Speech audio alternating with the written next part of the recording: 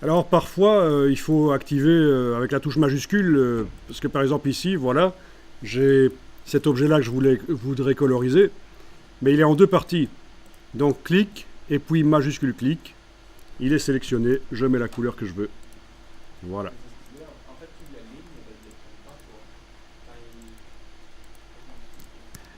En fait, la peinture dynamique est arrivée dans Illustrator à un moment où vraiment ça devenait compliqué de coloriser des dessins.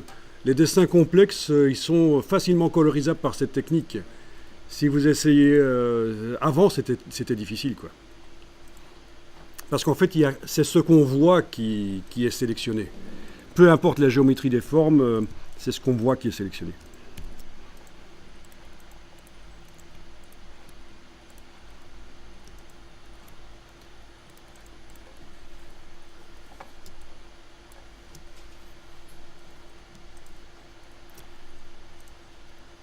Alors, je vais ici créer un problème que vous allez peut-être rencontrer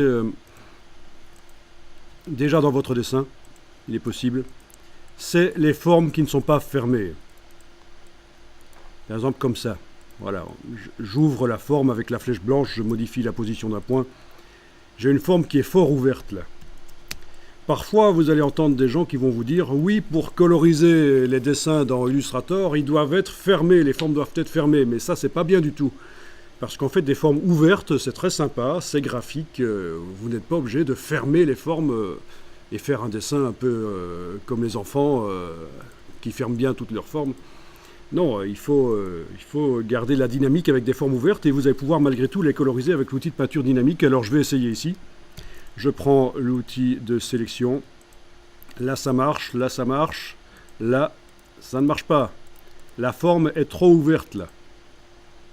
Regardez, c'est super important ce que je vous montre là. Quand on fait de la peinture dynamique, ça va forcément vous arriver. Celle-ci, est-ce qu'elle est sélectionnable? Oui, celle-là est sélectionnable. Donc cette largeur de trou, ça marche. Mais celle-ci, c'est trop grand.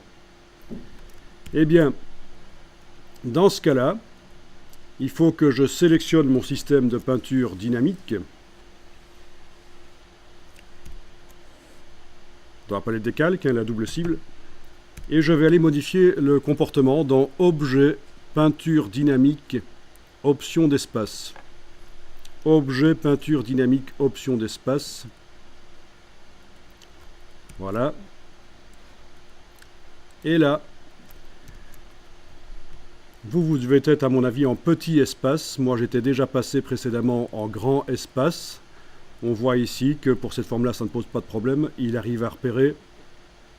Par contre ici le trou est trop large. Il va falloir que je passe maintenant en décalage personnalisé pour aller vers un super grand espace.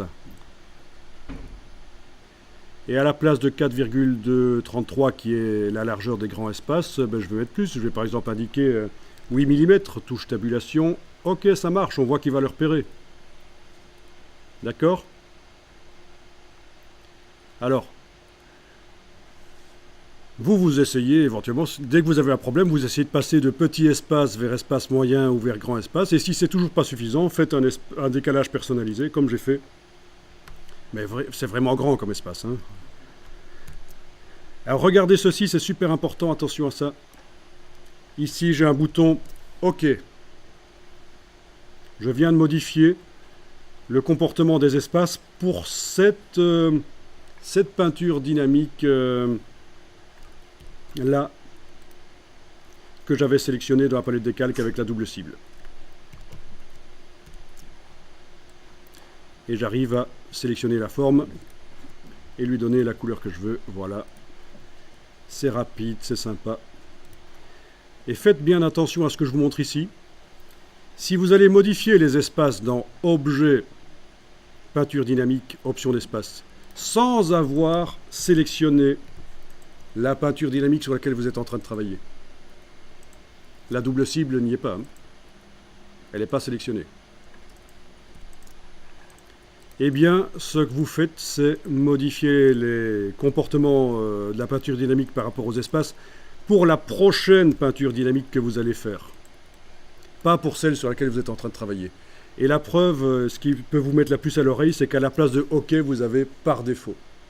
Ça, c'est l'erreur à ne pas faire quand vous voulez modifier le comportement de la peinture dynamique sur laquelle vous travaillez par rapport aux espaces, sa tolérance par rapport aux espaces, n'oubliez pas de la sélectionner dans la palette des calques, sinon vous avez l'impression que vous êtes en train de modifier, mais en fait c'est juste la prochaine peinture dynamique que vous êtes en train de modifier, la prochaine que vous ferez.